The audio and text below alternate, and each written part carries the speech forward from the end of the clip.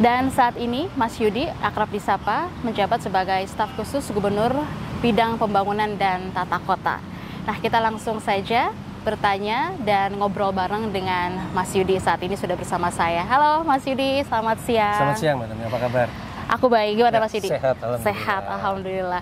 Nah, Mas Yudi, sebelum kita ngobrol banyak soal ruang terbuka hijau atau kita kenal dengan RTH ini, bisa dijelaskan dulu kesibukannya Mas Yudi sebagai staf khusus Gubernur Bidang Pembangunan dan Tata Kota ini seperti apa?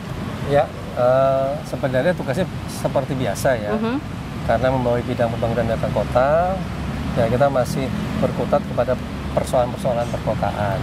Untuk saat ini masih fokusnya ke program 100 hari kerja untuk quick wins-nya, tetapi pada saat bersamaan kita juga sedang menyiapkan beberapa program untuk 5 tahun ke depan, karena saat ini juga sedang dilakukan penyusunan RPJMD dan juga RKPD DKI Jakarta 2025 sampai dengan 2029. Nah, kita berharap program-program nanti ini dapat membantu memberikan solusi terutama terkait permasalahan yang selama ini mendera kota Jakarta ke depan. Setidaknya dalam 5 tahun ke depan ada perubahan signifikan yang bisa kita lakukan bersama. Nah, Mas Yudi, kalau jadi staf khusus Gubernur bagian pembangunan dan tata kota, itu sebenarnya ide atau gagasan-gagasan yang disampaikan itu langsung ke gubernurnya atau seperti apa nih?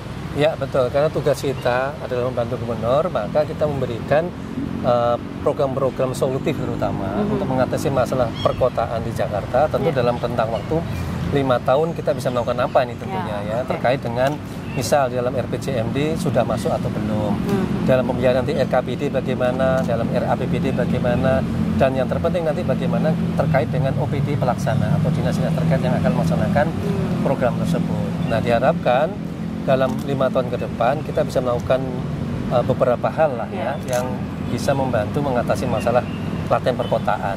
Misal seperti Jakarta ya pasti terkait dengan masalah banjir terus kedua masalah kemacetan, kemudian juga polusi udara, ini kan saling terkait. Kemudian juga yang sudah lama kita bahas tentang kebutuhan ruang terbuka hijau ya. Terus nanti ada program misalnya pemenuhan hunian ya bagi warga, tidak hanya warga masyarakat penghasilan rendah tapi juga perumahan untuk generasi muda seperti Gen Z atau generasi milenial. Nah, selain itu juga tentu kita berharap kebetulan di tahun 2027 ini kan tepat Jakarta berusia 500 tahun atau 5 abad. Nah, ini berarti kita sudah memasuki milestone 5 abad Jakarta sudah mencapai apa saja. Tapi pada saat bersamaan kita juga harus mulai berpikir untuk 500 tahun ke depan Jakarta akan menjadi apa. Nah, ini PR yang sedang kita siapkan, semoga ini bisa segera untuk direalisasikan dalam waktu dekat, kira-kira gitu, Madam. Oke, baik.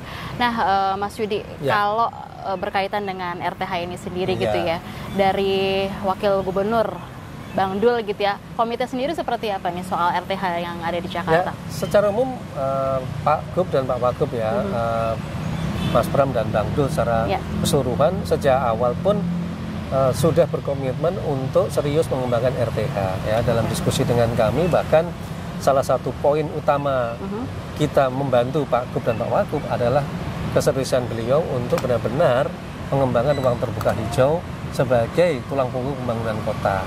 Misalnya kalau kita tahu saat ini kan ruang terbuka hijau kota Jakarta hanya 5,2% ya. Jadi artinya jauh sekali dari target ideal yang 30%. Ini kan PR besar. Bagaimana dalam waktu hanya 5 tahun kita bisa menambah secara signifikan dari 5,2% kita sanggup berapa? 7,5 atau bahkan 10% misalnya dalam 5 tahun ke depan, bahkan mungkin dalam waktu 20 tahun ke depan bisa melebihi angka 30%. Nah, ini kan tentu perlu program-program terobosan yang bisa memberikan angin segar penambahan ruang terbuka hijau baru. Dan pada saat bersamaan juga kita mengoptimalkan ruang terbuka hijau yang sudah ada. Oke, lebih lanjut kita boleh siap. Sambil duduk dulu nih. Betul. Ini kita lagi berada di Taman Lapangan Banteng. Salah satu percontohan menjadi taman 24 jam. Oh, ini menjadi taman 24 jam. Apa itu? Taman 24 jam sebenarnya kita ingin memberikan akses kepada seluruh warga Jakarta untuk dapat menikmati ruang terbuka hijau seperti Taman Lapangan Banteng ini secara positif tentunya selama 24 jam. Selain Taman Lapangan Banteng, ada Taman Menteng Jakarta Pusat ya. Kemudian Taman Literasi Kristina Marta Tiaru, Taman Ayodhya dan Taman Nangsat di Jakarta Selatan menjadi 5 taman percobaan awal sebagai taman 24 jam. Harapannya tentu kalau kita lihat tadi respon masyarakat cukup antusias terutama dalam pemanfaatan taman, tidak tertutup kemungkinan kita akan menambah lebih banyak lagi taman-taman kota yang akan dibuka 24 jam. Jadi tentu tujuan utamanya apa? Kita ingin membangun budaya bertaman bagi warga kota. Tujuan utamanya adalah membangun budaya bertaman bagi warga kota ya. Apalagi teman KBR yang ada di Jakarta ini sudah harus mulai join ya di taman yang sudah akan dibuka selama 24 jam ya. Tapi kalau biasanya nih mungkin sebagai warga kota Jakarta kadang suka ada merasa khawatir dan juga takut keamanannya seperti apa. Ini gimana nih Mas Yudi? Dengan adanya taman 24 jam, harapan kita muncul budaya bertaman tadi. Apa itu? Bagaimana memanfaatkan taman secara bersama dengan baik ya, dengan kegiatan positif kota terutama. Tentu kaitannya ada jaminan keamanan, keselamatan ya. Seperti di Taman Lapan Banteng ini sudah terpasang CCTV ya, nanti kita bisa lihat. Selain itu juga secara fisik petugas keamanan pun itu juga disiapkan untuk menjaga selama 24 jam. Ini akan menjadi contoh taman-taman kota lainnya tadi seperti Taman Menteng tadi ya, Ayodhya, Langsat, Jamal, Literasi juga sama tadi Mbak Nomi. Jadi selain ada CCTV dan petugas keamanan, semua fasilitas yang disediakan ini dapat digunakan oleh masyarakat.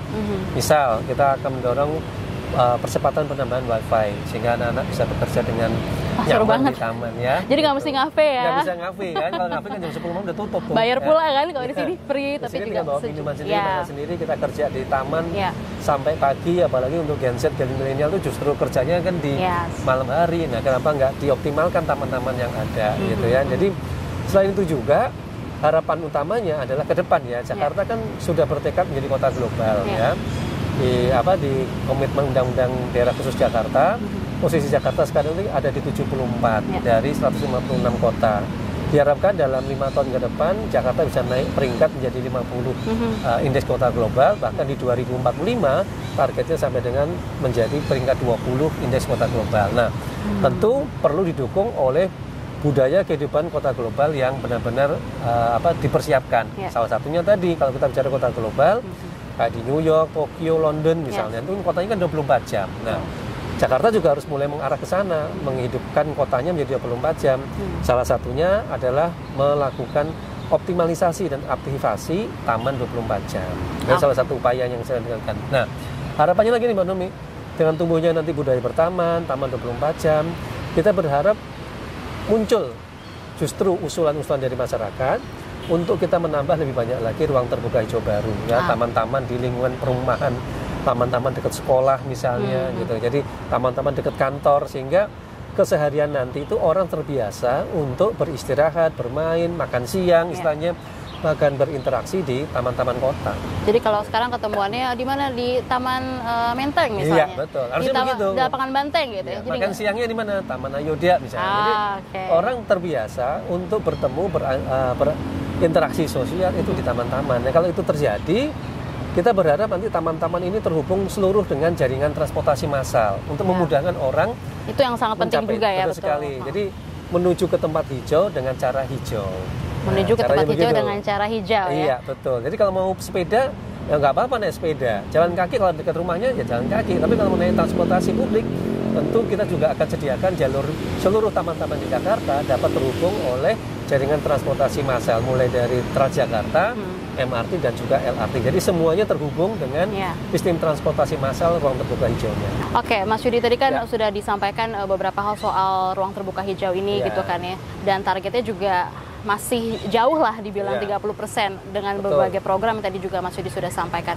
Kira-kira mencapai target itu sendiri masih doable nggak sih Mas Yudi? Insya Allah harus. Harus ya? Kenapa? Strateginya gimana nih Mas Yudi? Kalau kita lihat sebenarnya Jakarta masih punya potensi ruang terbuka hijau yang cukup lumayan ya. Misal yang belum diolah misalnya kalau kita bicara. Jakarta kan masih punya 12 sungai utama ya. Kalau kita punya mimpi besar seluruh sungai tadi itu dibenahi ya, istilahnya sungainya diperlebar, terus kemudian pemukiman yang menempel pemukiman bisa direlokasi dekat-dekat situ, sehingga kita punya potensi ruang terbuka hijau, jalur hijau bantaran sungai di 13 sungai utama.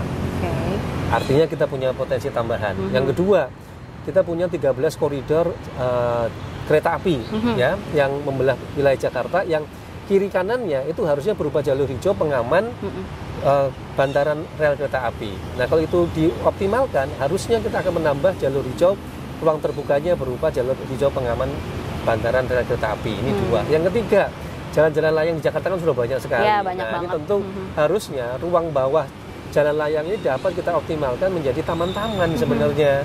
Meskipun sebagian besar berupa taman pasif ya. Artinya kita bikin percantik tapi tidak bisa semuanya diakses oleh warga karena faktor keamanan dan keselamatan. Tapi ruang yang tersedia itu sangat luar biasa banyak, yang kalau itu dioptimalkan akan menambah ruang terbuka hijau. Terus kita punya 109 situ danau embung waduk. Yang kalau ini istilahnya dikeruk, diperhalus, kemudian dijadikan taman, misal seperti Taman Madu Kulit misalnya. Kalau itu dijadikan di seluruh 109 situ danau embung waduk, luar biasa penambahannya ya. Artinya potensi ini bisa dilakukan. Itu belum termasuk umpamanya kalau ada lahan kosong yang akan dibangun menjadi taman baru di 5 wilayah ya, termasuk tambahannya tentu di Kepulauan Seribu. Jadi potensi ini yang menurut saya belum dioptimalkan, yang akan kita dorong dalam 5 tahun ke depan, pemanfaatan lahan yang sudah ada ya. Karena kalau untuk membebaskan lahan kemudian membeli lahan baru, prosesnya membutuhkan waktu yang lama ya. Karena kita tahu proses pembebasan lahan tadi perlu waktu, proses yang bisa jadi lebih dari 5 tahun. Sehingga kalau ini kita ambil, tentu penambahan ruang terbuka hijaunya akan tidak banyak bisa dilakukan dalam 5 tahun ke depan. Jadi kita perlu terobosan-terobosan seperti itu. Tapi dari Mas Yudi sendiri optimis gitu ya itu akan tercapai? Insya Allah, karena dari data satelit yang kita dapat ya, potensi ruang terbuka hijau ya untuk kota Jakarta sekarang itu angkanya berkisar antara 14 sampai dengan 16%, Mbak. Artinya kalau ini kita optimalkan, kita bisa menambah tadi angka taruhlah 14% misalnya. Kalau sekarang 5,2 berarti kita hampir 20% kan ruang terbuka hijau yang bisa kita jadikan ruang terbuka hijau publik. Belum ruang terbuka hijau privat yang 10% ya. 10% ini kalau kita optimalkan lahan-lahan misalnya lahan pusat perbelanjaan, lahan perkantoran maupun lahan-lahan milik kantor swasta, kalau ini dihitung mungkin kita bisa menambah lebih cepat lagi penambahan RTH privatnya. Tetapi ini ada konsekuensi apa? Yaitu kalau kita ingin memasukkan RTH privat, lahan perkantoran, pusat perbelanjaan, pemerintah harus menyiapkan aturan regulasi baru kompensasi. Karena mereka dihitung menjadi ruang terbuka hijau privat, kan mereka ada aturan tidak boleh membangun, tidak boleh diperkeras misalnya. Tetapi pada saat bersamaan ada nggak rencana untuk pengurangan pajaknya dari pemerintah misalnya, keringan-keringan apa yang diberikan, sehingga pihak swasta maupun masyarakat itu justru berbondong-bondong untuk menghitungkan lahannya sebagai ruang terbuka hijau privat. Kalau itu bisa didorong, otomatis penambahan RTH dari sektor privat akan lebih cepat. Gitu. Ini menarik banget dan kita juga tentunya sebagai warga kota Jakarta juga menantikan gitu ya, banyaknya taman 24 jam, kemudian juga semakin banyaknya ruang terbuka hijau.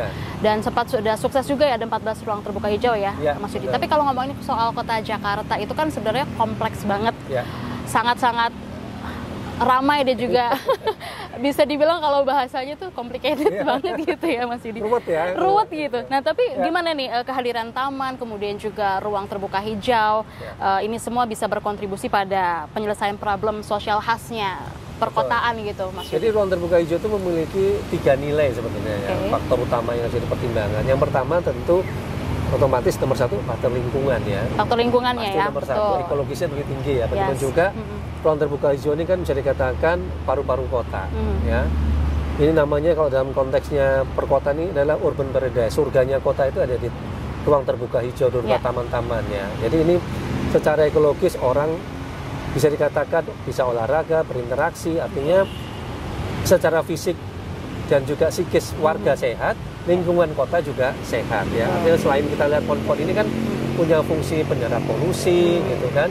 Kalau skala luas berarti penyerap air, artinya untuk mengurangi dampak banjir gitu ya. Jadi secara teknis tidak ada satupun yang dapat membantah bahwa RTH pasti memiliki nilai ekologis yang tinggi bagi sebuah kota. Itulah kenapa dalam perkembangan kota itu sampai angka 30% dari total luas kota itu diperuntukkan untuk ruang terbuka hijau sebagai penyeimbang pembangunan kota. Nah ini penting untuk dipahami tidak hanya di Jakarta, tapi seluruh kota-kota di Indonesia. Itu yang pertama. Kedua, ternyata kalau hitung-hitung mempunyai nilai ekonomi yang luar biasa. Kenapa? Pertama dari nilai lahan. Hampir sebagian besar lahan yang dekat lahan-lahan itu ada taman, nilai properti atau nilai lahan sekitar itu ikut mahal. Ya, kalau kita bicara di sini Taman Banteng tentu daerah perkantoran, hotel pasti jauh lebih mahal. Apalagi di daerah Jakarta Pusat, di daerah Menteng misalnya dengan begitu banyak taman, membuat kawasan Menteng itu menjadi salah satu kawasan yang sangat mahal. Begitu pula juga dengan Kebayoran Baru yang banyak tamannya. Jadi ini pun menunjukkan indikator bahwa semakin banyak taman atau ruang terbuka hijau, nilai investasi lahan itu juga semakin tinggi. Ini pun akhirnya dilirik oleh para pengembang di sekitar Bodetabek. Kalau kita perhatikan hampir sebagian besar pengembang di Jabodetabek, jualannya itu justru adalah rumah di tengah taman, rumah di dalam taman gitu ya. Karena mereka percaya dengan banyaknya taman tadi, nilai properti lahan mereka justru meningkat. Jadi secara ekonomi ini meningkat. Nah, kan tidak kalah penting nilai kesehatan kan Mbak Nomi? Ya itu pasti. Pasti kan, dengan banyaknya taman orang bisa berolahraga, tubuhnya sehat. Ini kalau dihitung nilai kesehatannya, berapa nilai kesehatan yang bisa dihemat oleh sebuah kota ya dengan warga yang sehat tadi. Gitu. Berbeda bisa dibandingkan kalau satu wilayah kota yang tidak ada ruang terbuka hijaunya, ya berarti bisa dikatakan dengan tidak sehat, warga kotanya pun tidak sehat. Nilai sosial. Justru di taman ini terjadi interaksi sosial, kita ngobrol, kita ketemu bersama dengan keluarga, teman-teman, kemudian melakukan banyak aktivitas positif di taman. Itu kan nilai sosial yang menurut saya tidak bisa dinilai dengan uang, ya. Dan ini terkait dengan misalnya banyak tawuran di Jakarta misalnya, berarti kita membutuhkan ruang-ruang terbuka hijau baru untuk kawasan-kawasan yang seringkali banyak tawuran misalnya. Nah ini penting. Kenapa ruang terbuka hijau dibutuhkan? Karena tadi dia sebagai peredam untuk efek sosial tadi. Oleh karena itu kita mendorong pemukiman-pemukiman padat juga sudah mulai banyak disediakan taman-taman. Nah ini nih gitu. Yang berkaitan juga tadi kan Mas Yudi menyampaikan ada 3 faktor ya. Yang pertama faktor lingkungan, kemudian juga ekonomi yang terpengaruh dan juga untuk kesehatan masyarakat, sosial juga. Nah Mas Yudi, kabarnya ada 21 RTH lagi yang akan dibangun ya. Ini update-nya mungkin bisa disampaikan ke teman KBR? Ya, secara umum ini sedang dilakukan persiapan perencanaan untuk 21 ruang terbuka hijau baru di beberapa wilayah. Kita ingin minimal di 5 wilayah tadi ada taman-taman baru yang nambah. Ya. Kalau kita bicara 21 ya bisa dipukul rata-rata ini sekitar 4 taman baru. Nah, namun demikian yang perlu diinformasikan adalah karena lahan di Jakarta ini sudah sangat padat, maka luasan tamannya pun tidak bisa seperti di lapangan Banteng ya. Rata-rata itu ada yang berkisar sekitar 2.000, 5.000 meter persegi, tergantung dengan ketersediaan lahan yang ada di lokasi tersebut. Mimpi besarnya kita sih setiap wilayah di Jakarta Utara, Timur, Barat, Pusat, Selatan itu punya taman sebesar lapangan Banteng. Maunya sih begitu sebesar ya. Itu ya. Karena apa? Karena kalau besar-besar gini efeknya lebih terasa ya. Untuk efek tadi lingkungannya, nilai ekonomi bahkan sosial pasti akan menjadi tempat semuanya dapat gitu semuanya dapat. Nah, ini yang kita dorong. Kita mulai dari lahan-lahan yang ada dulu. Tapi kita punya mimpi besar, mestinya di 5 wilayah tadi kita punya taman-taman besar seperti ini sebagai tempat interaksi warga di masing-masing wilayah. Kenapa? Ini kan adanya di Jakarta Pusat ya. Betul. Jadi jangan sampai misalnya orang dari timur atau barat gitu ya, karena pengen cari taman yang besar untuk olahraga, dia harus ke lapangan Banteng gitu kan. Padahal kalau tadi kita upayakan di selatan, timur, barat juga punya lahan sebesar ini, akan lebih baik kalau mereka juga berinteraksinya di taman-taman di wilayahnya. Bahkan harapan saya semangat ini juga harusnya di Bodetabek. Jadi Bogor, Depok, Tangerang, Bekasi juga punya taman-taman sebesar ini. Kenapa? Supaya orang bisa menikmati ruang terbuka hijau di lokasi mereka masing-masing, warga Depok sendiri, Tangerang sendiri. Jadi nggak mesti jauh-jauh ya? Nggak mesti jauh-jauh. Gitu. Karena sekarang gini Mas Yudi yang saya lihat juga orang jauh dari misal nih ya dari Bogor begitu jauh-jauh mainnya ke GBK. Apakah cuma itu? Padahal iya betul. Padahal kan banyak sekali sebenarnya taman-taman kota yang juga banyak seperti kan salah satu di sini ya. Tugas pemerintah. Nah ini berkaitan dengan berkaitan dengan pemerintahannya Pramono dan juga Rano Karno ini seperti apa nih tantangan terbesarnya untuk mewujudkan beberapa poin-poin yang tadi sudah Mas Yudi sampaikan? Ya, tentu dalam 5 tahun ke depan ini kita sudah menyusun rencana induk ruang terbuka hijau. Nah ada 2 PR utamanya. Satu, kita akan berupaya seoptimal mungkin menambah ruang terbuka hijau baru. Jadi kita harapkan di setiap wilayah tadi setiap tahun ada penambahan taman baru, jalur hijau baru. Bahkan tidak kemungkinan kalau lahannya cukup luas, hutan kota baru. Tujuannya supaya target 30% dapat tercapai secepat-cepatnya tentunya kan. Ini PR utama kita. Betul. PR kedua yang tidak kalah penting, kita akan terus mengoptimalkan tadi kerjasama dengan berbagai pihak. Ya, kalau kita bicara tadi misalnya ada pihak swasta memiliki lahan, misalnya kan, kalau swasta mau membangun taman, nanti perizinannya dimudahkan oleh pemerintah daerah, sehingga swasta juga dapat menyumbang taman itu untuk kota misalnya, sehingga tidak semuanya harus dengan APBD. Atau sebaliknya misalnya pemerintah daerah punya lahan, tetapi biaya pembangunan tamannya itu dibantu oleh pihak sektor swasta, bisa berupa CSR, bisa berupa hibah, atau bisa berupa KLB misalnya. Jadi upaya ini penting untuk apa? Untuk mempercepat penambahan taman yang ada di Jakarta. Semangatnya kita harapkan dengan semangat seperti itu, pemerintah di Jabodetabek juga sama, sehingga pemerintah di Bodetabek punya niatan sama menambah taman-taman baru di wilayah masing-masing. Agar apa ya? Agar tadi jangan sampai warga Bodetabek semuanya datang ke Jakarta hanya untuk menaiki taman. Sayang kan? Betul. Itu, kan? Padahal kan masih banyak tempat yang lain juga ya, teman-teman kota yang juga bisa disambangi seperti di sini juga di lapangan Banteng. Nanti informasinya akan 24 jam ya, seterusnya. Betul sekali. Nah, kemudian kalau ngomongin lagi soal rencana penambahan taman di Jakarta, itu kan termasuk pada area pemukiman juga tadi Mas Yudi sempat sampaikan gitu ya. Karena kan ini kan ada banyak sekali lokasi yang padat banget gitu, tapi nggak ada ruang berinteraksi untuk warga di ruang terbuka. Itu gimana nih Mas Yudi?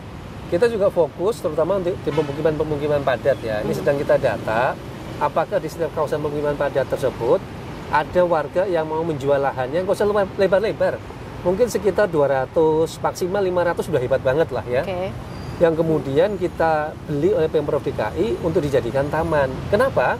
Dengan ada taman di pemukiman padat tadi, warga itu mendapatkan keuntungan. Misal, kalau mereka bikin acara Agustusan, mereka bikin acara kawinan, mereka bicara warga itu bisa memanfaatkan taman yang ada di lingkungan mereka.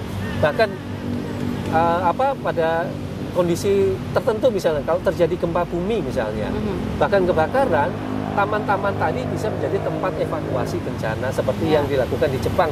Kalau di Tokyo itu kan taman-taman tadi dioptimalkan juga sebagai tempat evakuasi bencana karena gempanya sering ya. Nah, di Jakarta juga tidak tertutup kemungkinan untuk menjadi tempat evakuasi bencana. Kalau sini misalnya dengan luas seperti ini, kalau bisa dikatakan jadi tempat evakuasi bencana sangat layak. Ya, artinya taman-taman kota seperti ini bisa dikembangkan juga sebagai tempat evakuasi bencana kalau terjadi misalnya gempa bumi, bahkan misalnya lokasi kebakaran yang tidak jauh dari sini misalnya. Nah, semakin banyak taman-taman di pemukiman padat, ini kan seperti memberikan paru-paru baru ya di pemukiman yang sangat padat tadi bagi warga di situ untuk bernafas. Anak-anak bisa bermain, tidak perlu bermain di jalan tadi kata Mbak Nomi ya. Para lansia juga bisa istilahnya nongkrong di taman-taman tadi untuk bersosialisasi. Bahkan tadi warga sekitar juga bisa menghidupkan untuk membuat kegiatan arisan dan sebagainya di taman. Nah, kira-kira itu. Tapi kita semua sebagai warga Kota Jakarta tentunya mau begitu ya. Nah, cuma untuk mencapai atau mendapatkan hal yang tadi Mas Yudi sampaikan itu gimana tantangannya? Pasti banyak tantangan dan kendala ya. Justru yang menarik di situ kan tantangannya itu bagaimana hal yang challenging banget ya. Yang tidak mungkin menjadi mungkin gitu ya. Bagaimana dari 5,2% RTH-nya kita bisa loncat menjadi 10% misalnya dalam 5 tahun, berarti 1 tahun rata-rata minimal 1%. Kan yang menjadi tantangan itu justru bagaimana dengan waktu yang sangat terbatas, dengan segala upaya kita bisa menambah ruang terbuka hijau tadi. Nah, pertama tadi dengan adanya rencana induk ruang terbuka hijau, kita tengah mengidentifikasi potensi-potensi lahan mana saja yang bisa dijadikan ruang terbuka hijau.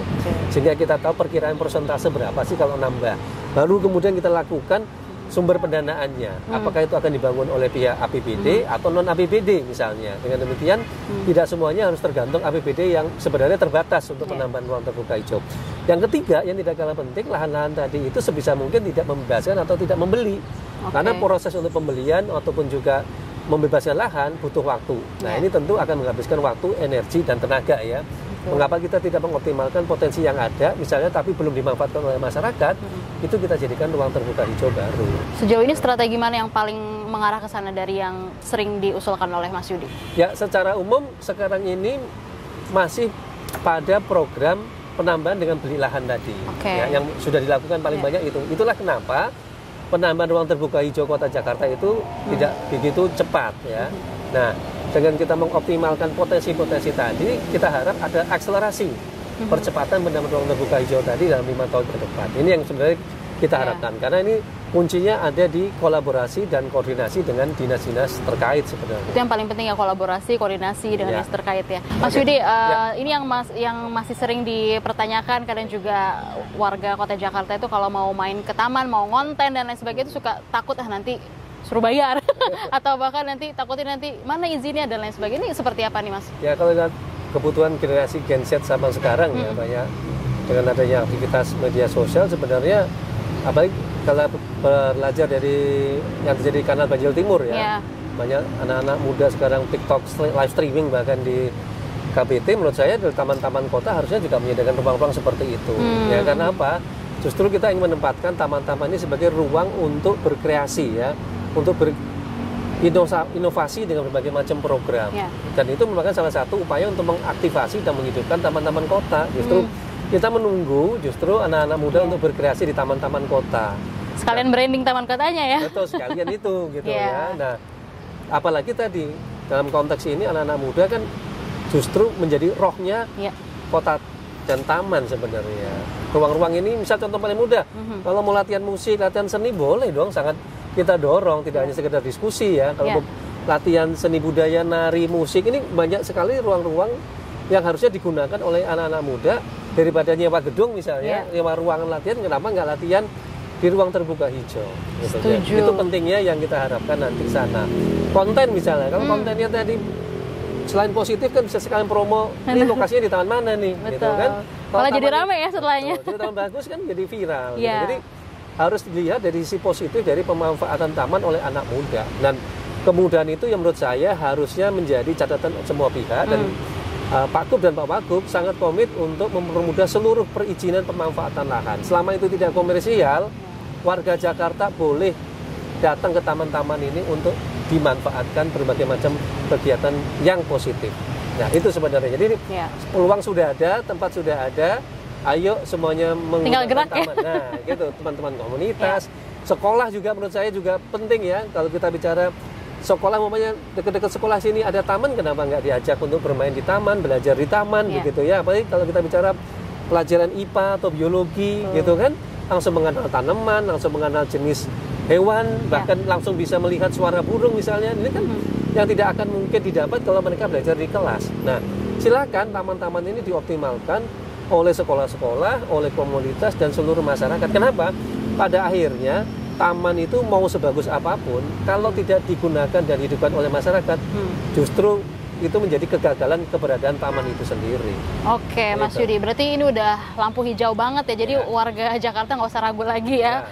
Tapi andai nih ada sedikit kendala, mungkin tanda kutip oknum gitu ya, yang bilang harus bayar misalnya seperti itu.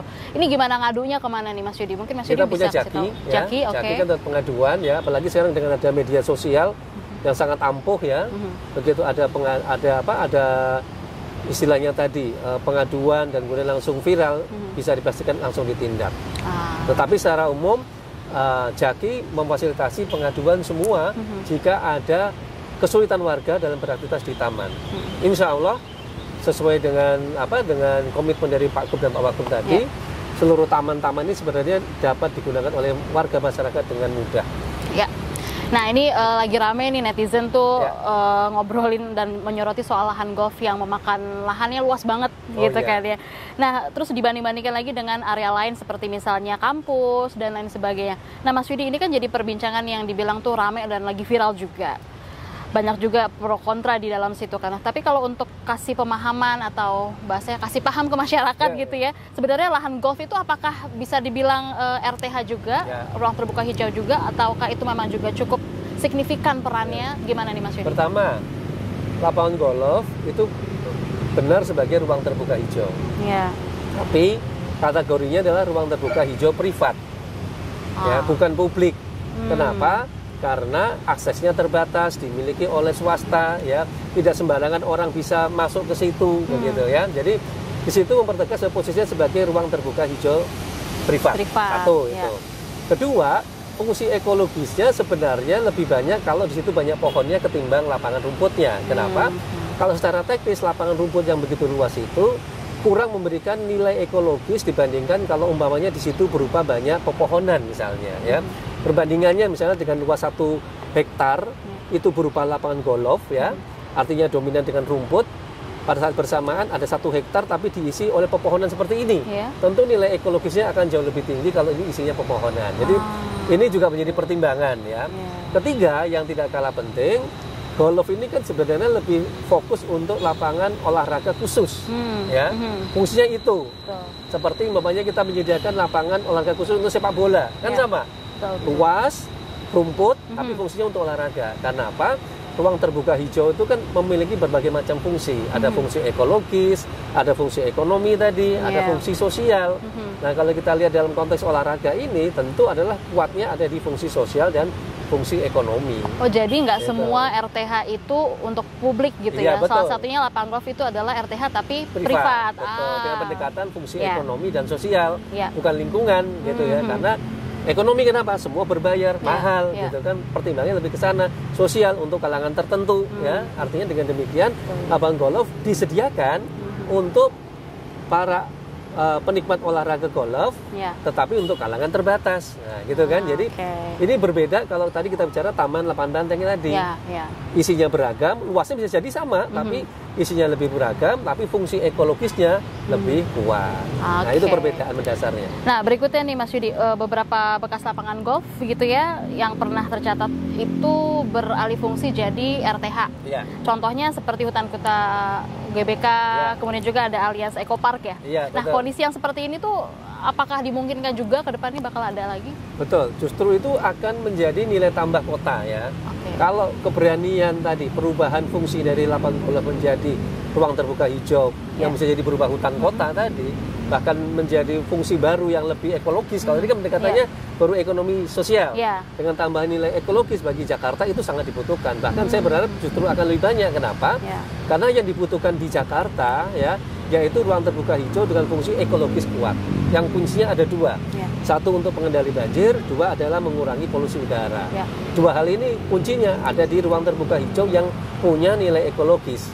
Artinya semakin banyak RTH dengan nilai ekologis yang tinggi, maka semakin bagus kualitas lingkungan, semakin bagus upaya untuk perbaikan polusi udaranya, dan semakin baik untuk pengurangan dampak banjirnya. Nah itu yang sebenarnya dibutuhkan. Nah ini yang kita juga pengen tahu, seperti apa nih plan terdekat dari Pemprov DKI nih Mas Yudi untuk mengejar RTH DKI Jakarta?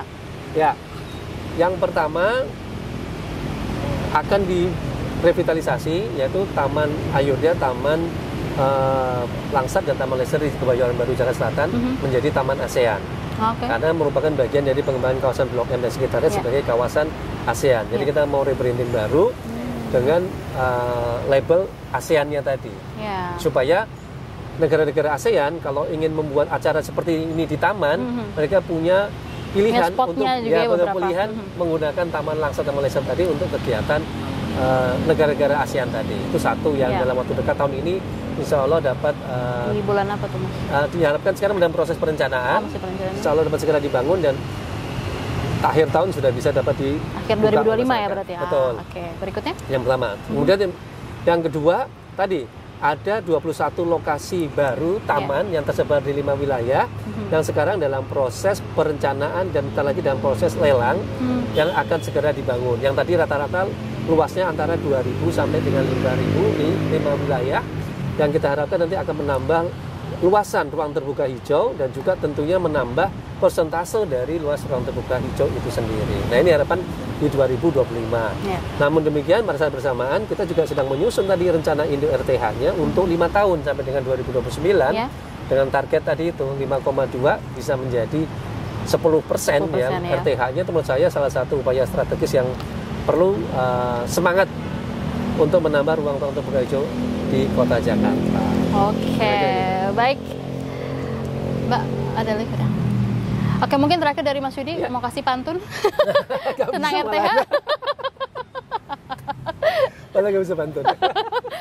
Terakhir penutup dari Mas Yudi, mungkin pesan kepada warga Jakarta, teman KBR yang sedang menyaksikan siaran kita, silakan.